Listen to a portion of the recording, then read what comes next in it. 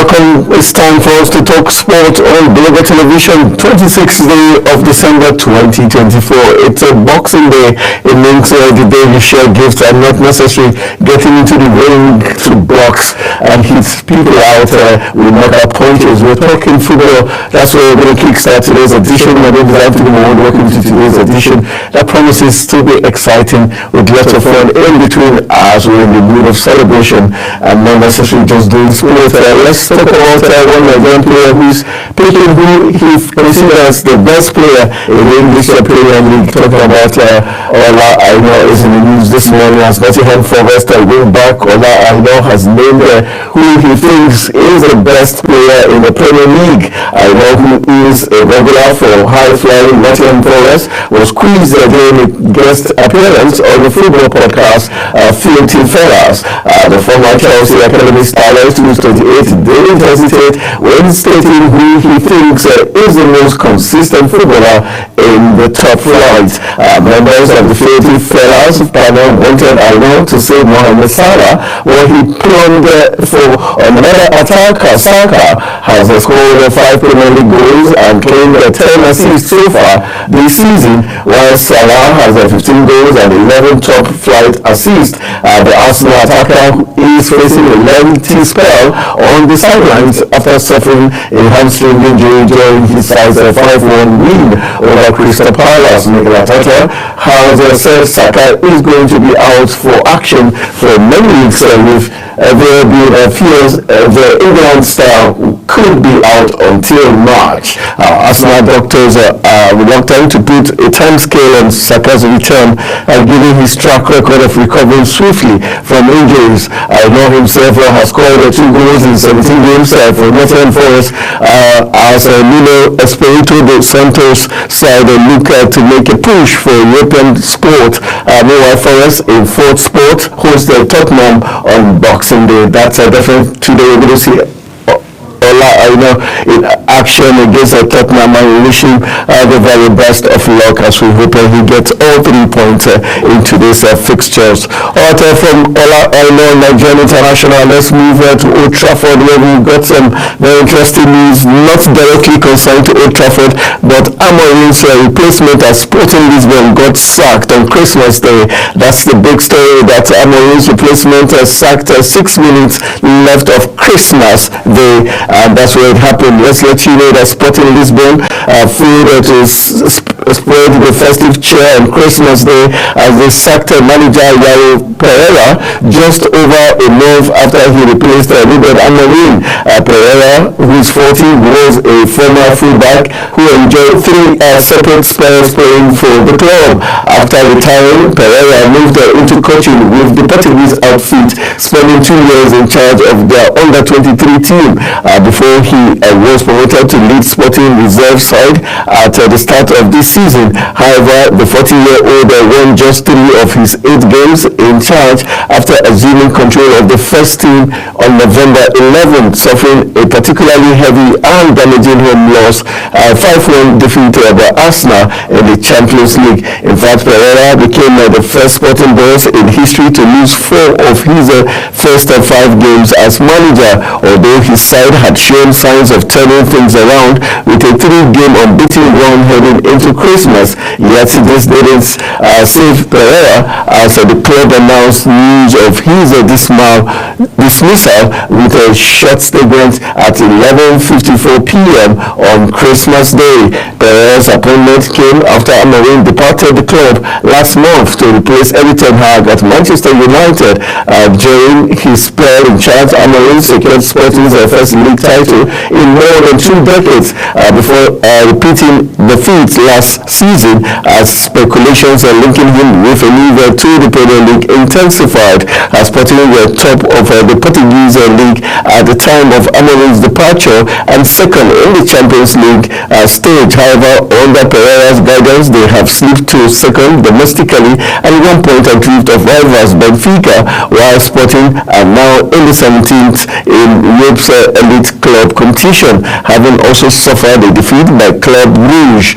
This this means they are left in a battle to qualify for the knockout stages, which comes after Amorim led them to 3 victories from their first 4 games, including a famous 4-1 triumph against Man City. A report had circulated in the Portuguese media ahead of Christmas that Pereira was under pressure, although it was claimed that the club chiefs were backing him. But now look at what happened. 11:54, 6 minutes before Christmas wraps up, and he was fired. So that's what you get when the goods they don't deliver the goods in top European football. So the Amorim's replacement in Sporting Lisbon has been fired. That's the big story making the rounds. Let's take you to St. James's Park. Yes, that's Newcastle United. We're talking about Eddie Howe. Eddie Howe is the man in the news this morning. Eddie Howe believes that Sandro Tonali can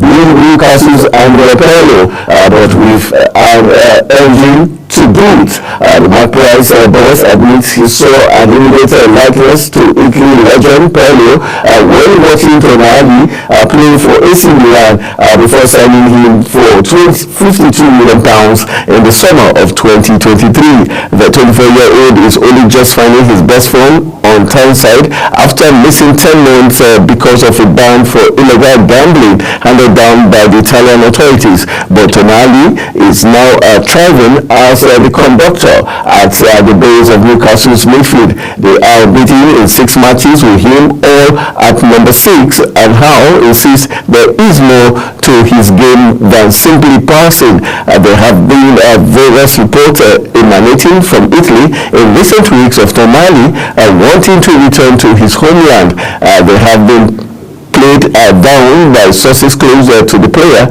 and the feeling is he wants to repay Newcastle for the support shown him during his suspension.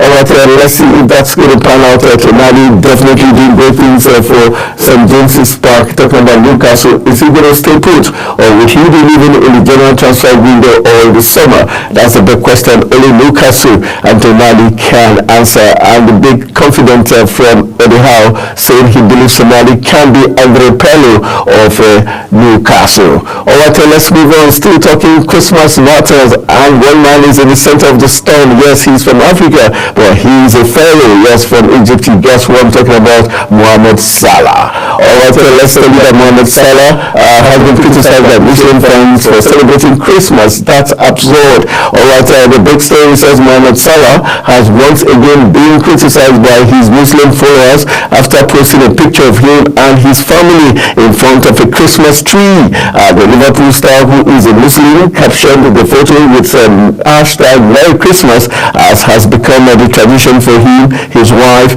Maggie, and daughters Maka and Kayan.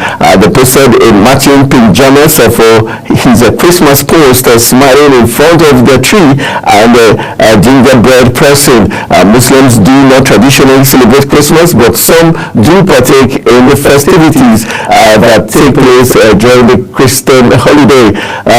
These are some of the comments made by some of them. Said, "You let me down, bro," wrote one user on Instagram, where Salah shared the post to his 63.7 million followers. "Delete this right now," posted another, while a third wrote, "At this point, I'm just disappointed in you, bro." Another said,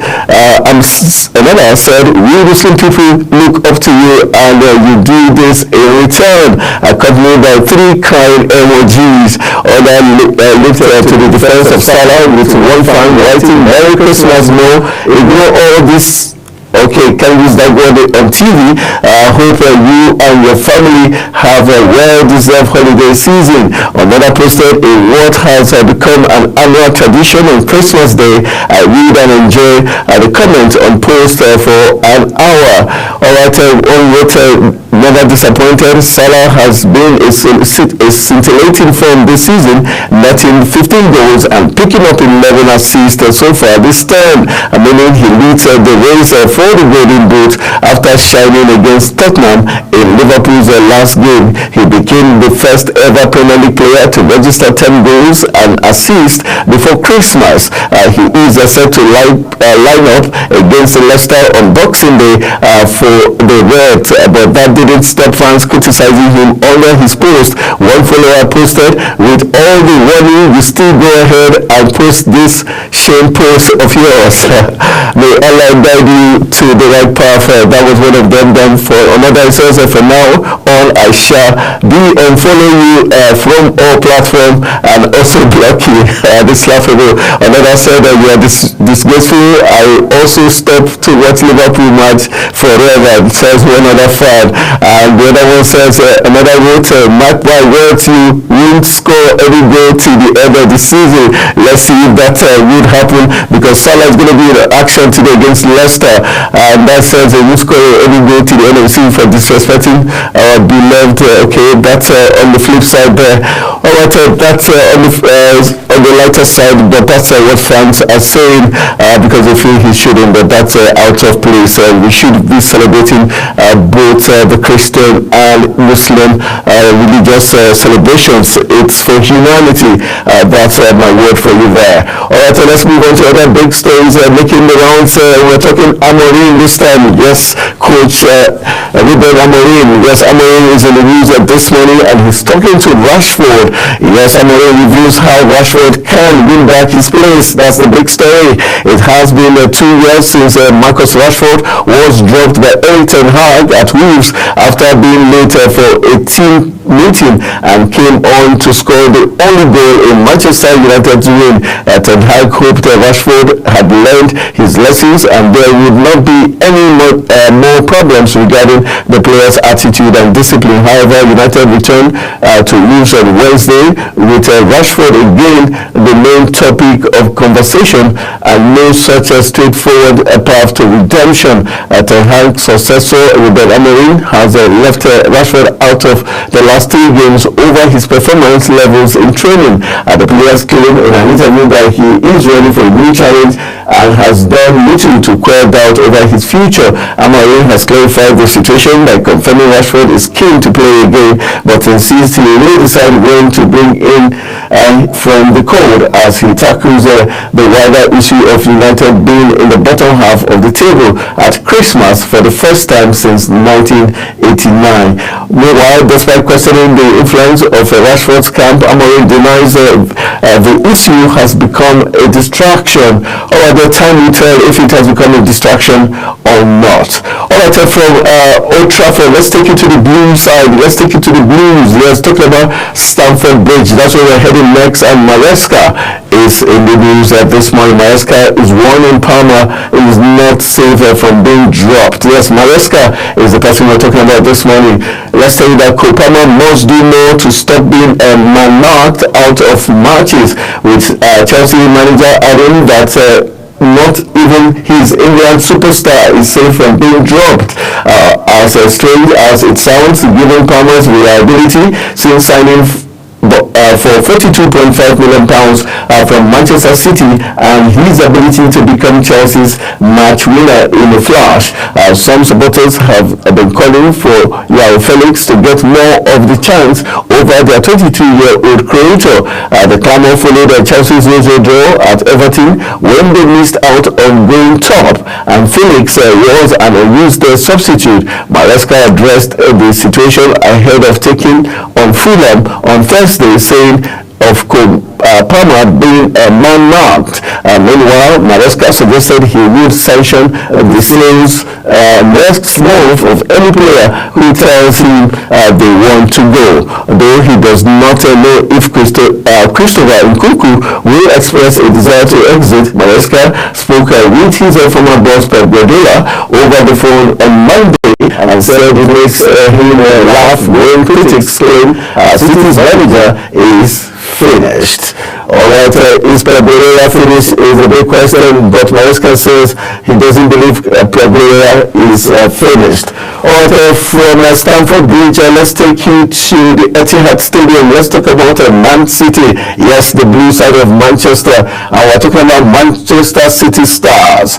They are the ones in the news this morning. Manchester City struggling stars will be forced to sleep at the training ground overnight ahead of their 12:30 p.m. Boxing Day showdown. Yes, that was what happened yesterday with Everton. Pep Guardiola reviewed that his charges will be dragged away from their family homes, and insisted he hopes they embrace the measure with open arms. City have lost 9 of their last 12 matches, the worst run of the Guardiola managerial career, and last tested victory on December 4th against Nottingham Forest. Their stars were given the morning and afternoon with their loved ones, and it is not uncommon for footballers to be called later on Christmas Day. The debut of the overnight sleeping measure in 2014, becoming the first Premier League club to do so effectively using the Etihad campus as a hotel the night before a lunchtime kickoff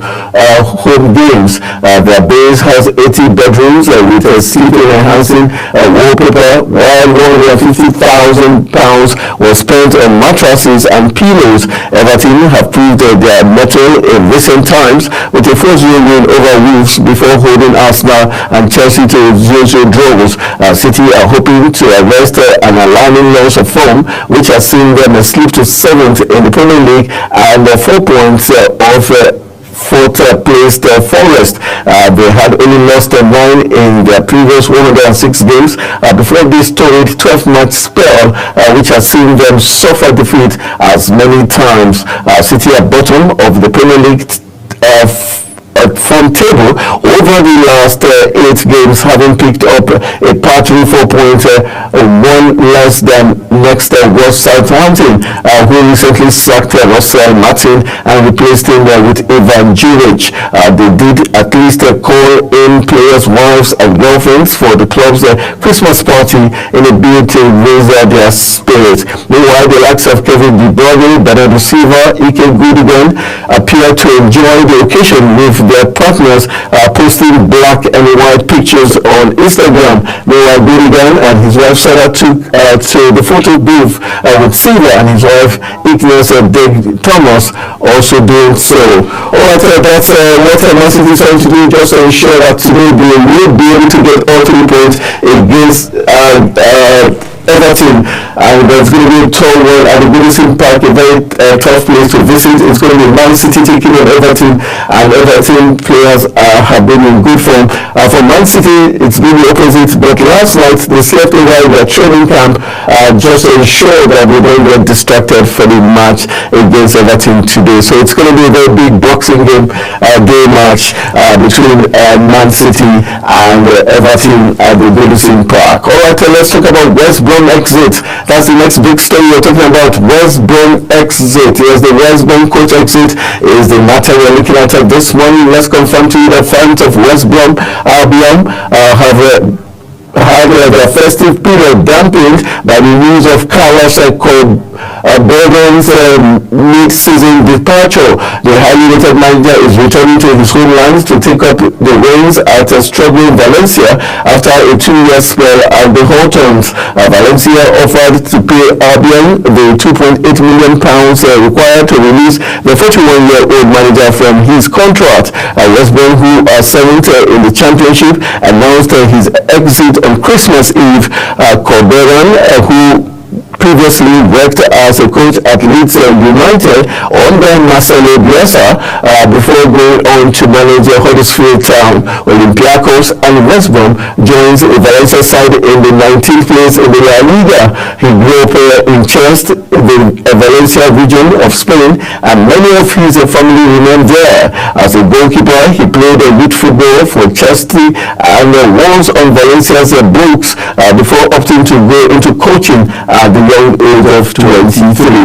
Corberan has been in demand for the work he has done at Albion. Under a tight financial budget, he has been on the shortlist for the likes of Southampton and Wolves, and was considered by Leeds United last year. Meanwhile, former European giant Valencia have just 12 points to their name after 17 league matches. Former manager Ruben Baraja was sacked on Monday. Meanwhile, Chris Brunt, Damir Abella, and Boaz Mahir are in caretaker charge of West Brom until the search for a new boss is over. Meanwhile, West Brom are next in action on Boxing Day. That's today, when they travel to Derby County, where while Valencia hosts Real Madrid on January 3rd. So it's going to be a very Titanic one for the new coach of Valencia, talking about Carlos, who's leaving West Brom Albion to face Real Madrid in his first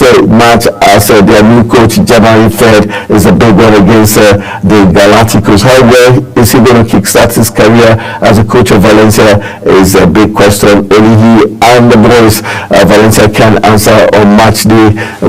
January 3rd, 2025.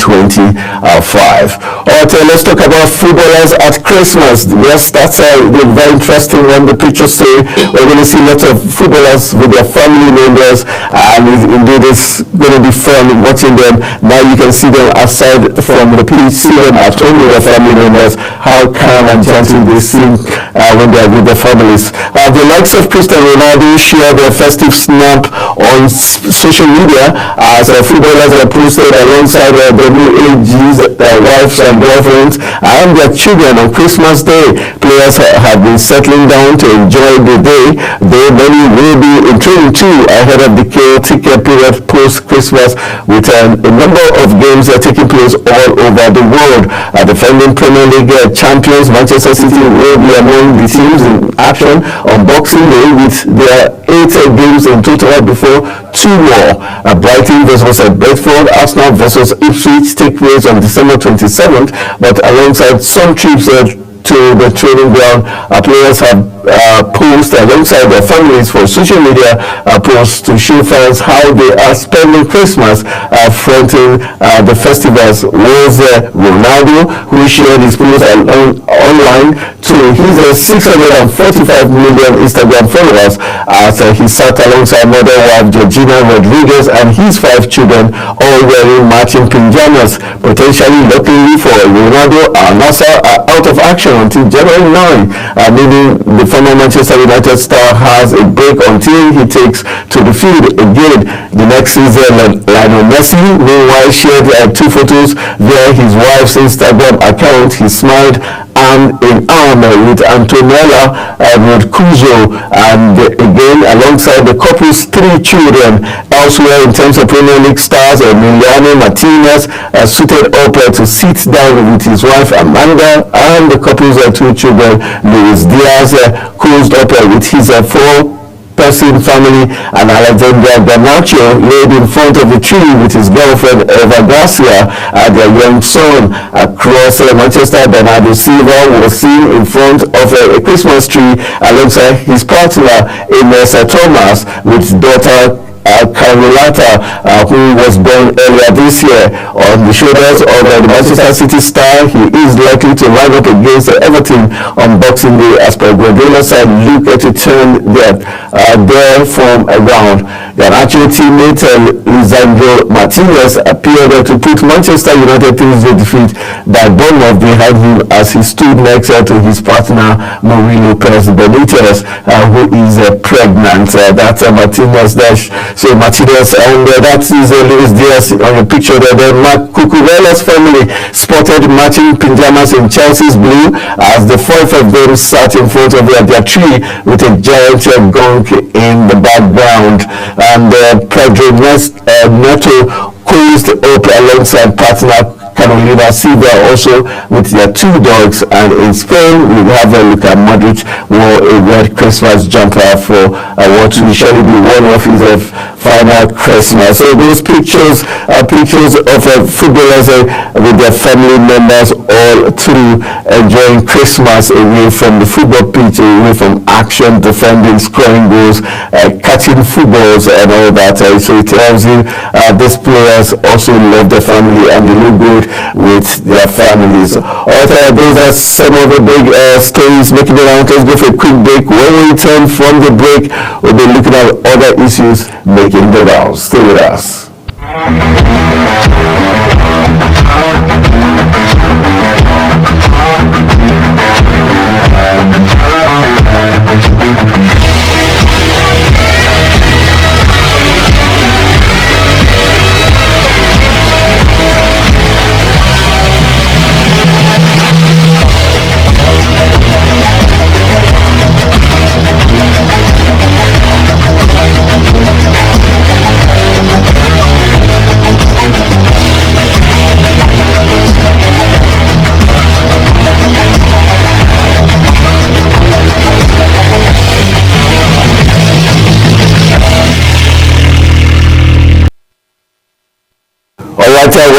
is still Boxing Day edition of TalkSport. Let's take you to Tottenham Hotspur, where Angela Postecoglou has taken a swab at his critics, dismissing them as a professionals on an impossible quest for flawless football. Postecoglou team are 11th in the Premier League, and he has been under fire for refusing to adjust his opening style. On Thursday, he is up against Nottingham Forest, managed by Nuno Espirito Santos, who was sacked after only 17 games by Spurs in 2021 because his style was too cautious. Alright, so it's going to be a sacked former Tottenham boss versus the present boss. It's going to be a very interesting one when Postecoglou comes in contact with Espirito Santos. It's going to be a very tricky tie between these two teams. Let's move on to West Ham. Yes, we're talking West Ham targeting new striker. Julian Lopetegui is in talks with West Ham co-owner David Sullivan about January target, but insists he cannot let that distract him from Thursday Street to Southampton. West Ham wants a striker when the window opens, but needed to sell before they can bring anyone in to keep the right side of spending regulations. Mohamed Kudus has attracted interest, but West Ham would only consider selling him for a huge fee with a release clause in his contract of around £85 million due to become active in the summer. His performance in the 1-1 draw with Brighton last Saturday, both on and off the ball, showed how important he could still be for the Hammers. Alright, from West Ham, let's move on to talking boxing. We've got some boxing stories to share right here as we look at just a fallout of that bout between Alexander Usyk and Tyson Fury. It's still not going away. Some are waiting to hear Tyson Fury say he will be resigning or not, or leaving the state. Meanwhile, the Gypsy King is yet to come out with his decision for the future. But indeed, he did complain that fight he did win it. But remember that the judges did rule 116 to 112 in favor of the Ukrainian heavyweight champion Alexander Usyk. Also, just to let you know that Alexander Usyk openly admitted to wearing a beaten leg Rolex just days after successfully beating Tyson Fury in their second meeting. While plenty of athletes like to show off their expensive clothing and jewelry, the fan favorite heavyweight champion shamelessly boasted his fake timepiece in a street interview with United 44. After flashing the water to the camera, Usyk quickly admitted to the inauthenticity of his accessory. As he pointed out, nobody questioned if the watch was fake, considering the substantial amount that the Ukrainian fighter has earned throughout his career. After beating Tyson Fury for the second time over the weekend, Usyk reportedly took home $86 million to Ukrainian outlets Prague had suggested. Meanwhile, the Gypsy King backed an estimated £70 million. The pair of heavyweights Titans are also in line to increase their earnings through the pay-per-view revenue from broadcast on DAZN and PPV, and also included Sky Sports box office and the TNT Sports box office. Usage startling admission may also be a slight hit at Fury, who is known to be fond of jaw-dropping custom timepieces from brands like Jacob and Co. and Rolex. His unanimous decision victory over Fury moved the Usage to 23 victory with no loss as he retained his undisputed heavyweight title. Alright, so let's go for a quick break again. When we return, we'll give you some refresh your mind as we got some of the top stories we shared with you in the course of the program. Stay with us.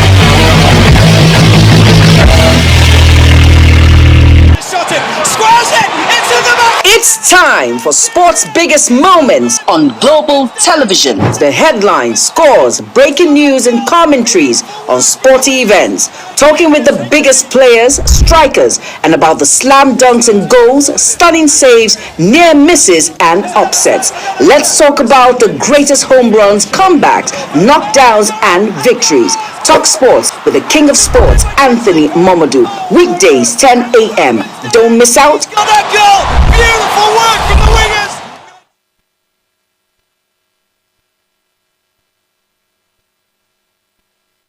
Gonna shot it, squares it, into the back! It's time for sports' biggest moments on global television. The headlines, scores, breaking news and commentaries on sporty events. Talking with the biggest players, strikers, and about the slam dunks and goals, stunning saves, near misses and upsets. Let's talk about the greatest home runs, comebacks, knockdowns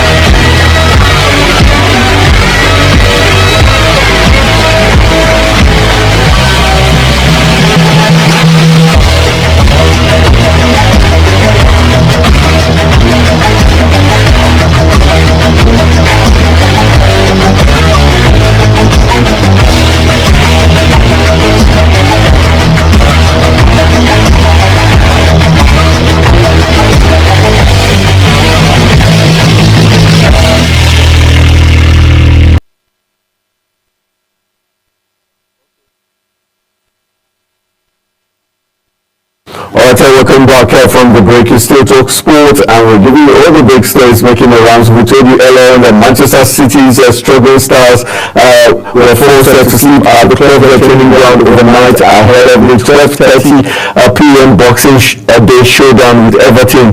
Pep Guardiola revealed that his charges were dragged away from their family homes and insisted he hopes they embrace the measures with open arms. City have lost 9 of their last 12 matches at the worst run of Guardiola's managerial career, and last tasted victory on December 4th against Nottingham Forest. The stars were given the morning and afternoon with their loved ones, and it is not uncommon for footballers to be hauled later on a Christmas Day. They debuted the overnight sleeping measures in 2014, becoming the first Premier League club to do so effectively, using the Etihad campus as a hotel the night before the lunchtime kickoff home games. Their base has 80 bedrooms with sleep-enhancing wallpapers, while £150,000 was spent on mattresses and pillows. Everton have proved their mettle in recent times with a 4-0 win over Wolves before holding Arsenal and Chelsea to goalless draws. City are hoping to arrest an alarming loss of form, which has seen them slip to 7th in the Premier League and 4 points off 4th place Forest. They had only lost 9 in their previous 106 games before this storied 12-match spell, which has seen them suffer defeat as many times. City are bottom of the Premier League form table, over the last 8 games, having picked up a paltry 4 points, one less than next was Southampton, who recently sacked Mr. Martin and replaced him with Ivan Juric. They did at least call in the players' wives and girlfriends for the club's Christmas party in a bid to raise their spirit. The likes of Kevin De Bruyne, Bernardo Silva, and Ike Godigan appeared to enjoy the occasion with their partners, posting black and white pictures on Instagram. Godigan and his wife Sarah took to the photo booth with Silva and his wife Inex also doing theirs. Alright, let's just look at the fixtures that will be coming up today. We've got Man City takes on Everton. That will be at 1:30 p.m. That's when that game is going to kick off. We've got Southampton. Southampton has Nigerian-born player there, Joe Aribo, in the squad. They have Paul Nwachu, also of Nigeria, and of the Super Eagles. They'll be in action hopefully against West Ham United. And West Ham, we know West Ham has Ghanaian Mohamed Kudus, who is also up for transfer. He has an 80 million pounds release clause in his contract. So with West Ham selling Mohamed Kudus is a very big talking point. I mean, why Southampton take on West Ham. We've got 3 Africans in that match, 2 Nigerians in it, Paul Nwachu, Joe Aribo, and Mohamed Kudus of Ghana on the opposite side. So it tells it's going to be a very titanic battle between Southampton and West Ham. Then in the other match, we've got Nottingham Forest would tackle Tottenham by 4 p.m. Nottingham Forest has got Ola Aina, Nigerian and Super Eagles left full back, who said he believes that Mohamed Salah is he believes that Bukayo Saka of Arsenal is the best Premier League player. He'll be firing out against Tottenham Hotspur. And Tottenham already having issues. Their coach is under pressure, and he did hit back, talking about Postecoglou of Tottenham, saying his Tottenham fans want a perfect team, and it is impossible to get a perfect team. So they'll be facing a very tricky opponent in Nottingham Forest. Don't forget, Nottingham Forest and Tottenham has got history together. Nottingham Forest has a coach in the person of Espirito Santo, who was sacked just last season by Tottenham after he didn't do so well. So we've got Tottenham who will be facing their nemesis in the person of Espirito Santo, their former coach. So he knows Tottenham very well. Would he be able to get one over Tottenham Hotspur? It's going to be a very interesting matchup between Tottenham and Nottingham Forest. 4 p.m. is the time of that battle. The next fixture for today, we've got Newcastle. St. James's Park is where the action is going to take place. St. James's Park, we've got Eddie Howe, the coach of Newcastle, already saying that he believes his player Sandro Tonali is going to be as good as Andre Pirlo of Juventus, and we know that Tonali currently is the kingpin in the midfield of Newcastle, so he's going to have his hands full against Aston Villa. Aston Villa has been in very imperious form this season, doing well in the Champions League and also doing well at home. So it's going to be a very tricky one. Newcastle will have their hands full against Una Emery's side that boasts of some very deadly strikers in John Duran, and also they've got the other Indian international Atkins, yes, Atkins, who will be leading the Aston Villa attack. So it's going to be a very titanic one. Newcastle versus Aston Villa. You cannot put your money against Aston Villa, and you cannot put your money against Newcastle, who will be playing at home against Aston Villa. Very interesting matchup there. By 4 p.m. also, another big cracker is going to be at Stamford Bridge. Yes, it's the Blues versus Fulham. The Blues have got a very charismatic coach in the person of Enzo Maresca, who has won one of his star players in the person of Cole Palmer. Cole Palmer can be dropped if he does not keep up delivering the goods. And also we know that Fulham has got Nigerian-born international in the person of Alex Iwobi, who is hoping to add more goals to his game today. So it's going to be a bit. Fulham has 2 Nigerian players in their fold, in the person of Calvin Bassey, the right back of the Super Eagles, and also we've got Alex Iwobi, who will be firing out against the other black brothers in Chelsea. Christopher Nkunku, who is saying he wants out of Chelsea. He'll be hopefully be in action, and we've got another man who left Manchester United on loan to Chelsea in the person of Sancho, who has been doing well for Chelsea. Is Chelsea going to buy him at the end of the season? This is another opportunity for Sancho to stake a claim for a permanent stay in Chelsea when Chelsea take on Fulham. But it's going to be a very tough one because Fulham has also been in good form with their players getting the job done, scoring goals and conceding less. Calvin Bassey, Nigerian born and Super Eagles player Alex Iwobi will be in action by 4 p.m. against Chelsea. So it's going to be Chelsea against Chelsea for some Nigerian fans who are fans of Chelsea, but we also want Fulham to win because of Alex Iwobi and Calvin Bassey. So it's going to be a very interesting matchup. 4 p.m. is the time. Alright, so let's go for the next feature. We've got Bournemouth taking on Crystal Palace. Last week it was Bournemouth on fire, smacking Manchester United 3-0 at Old Trafford, beating them black, blue and every color in between. So Bournemouth is going haywire with their star players, and they will be facing the Eagles, talking about Crystal Palace in a very interesting matchup. Crystal Palace on their own has been on decent form. Mateta, the French striker, has been on fire. Likewise, Bournemouth strikers who have been doing Calvert is another very key player for Bournemouth, and so he'll be looking to add more to their wins of recent. So we're going to see Bournemouth take on Crystal Palace equal. Both teams, you could say that evenly matched. So we're going to see how that is going to go. That match can go either way, just like a Chelsea Fulham, unpredictable, but you're sure of fireworks for that game. Alright, the next match is going to be by 6:30 p.m. Manchester United away to Wolves. A very interesting matchup. This is a chance for the Red Devils to turn around their bad form already. Wolves, a very tactical side, bold jugglers, very tactical. They will be hoping to get 3 points off Manchester United, while Manchester United will be looking to bounce back to winning ways. Amorim will be looking, hopefully, who knows, maybe Marcus Rashford might be having his way back into the team. Only time will tell. But this game is one time for the Red Devils. They need to win this game to halt the slide of being below, down and under. While for Wolves, it's a very interesting matchup for them. They would fancy their chances of getting 3 points against the inconsistent Manchester United. 6:30 is that match. You can bet on Wolves to give Manchester United a run for their money.